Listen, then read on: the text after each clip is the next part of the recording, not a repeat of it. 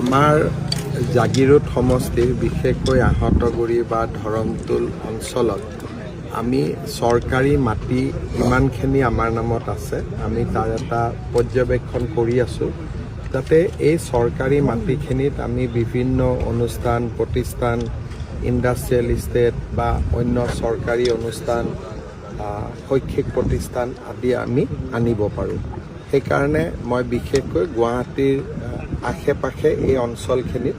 চৰকাৰী মাটিখিনি সংৰক্ষণ কৰাৰ কাৰণে ব্যৱস্থা লৈছোঁ ইয়াতো প্ৰায় 300 বিঘা চৰকাৰী মাটি আছে মই আজি চাই গ'লোঁ আৰু মাটিখিনি যাতে সংৰক্ষণ হৈ থাকে এতিয়া কোনো আঁচনি নাই খালি সংৰক্ষণ যাতে হৈ থাকে এইটোৱে মেইন কথা স্যাৰ যোৱাকালি ৰাজেন গোহাঁয়ে স্যাৰ অজাপত মই ইলেকশ্যন হৈ গ'ল এতিয়া ৰাজনীতিৰ কথা নুসুধিব একেবাৰে 29 মানত সুধিব আৰু অলপ ৰাইজৰ কাম হৈ থাকক হ'ব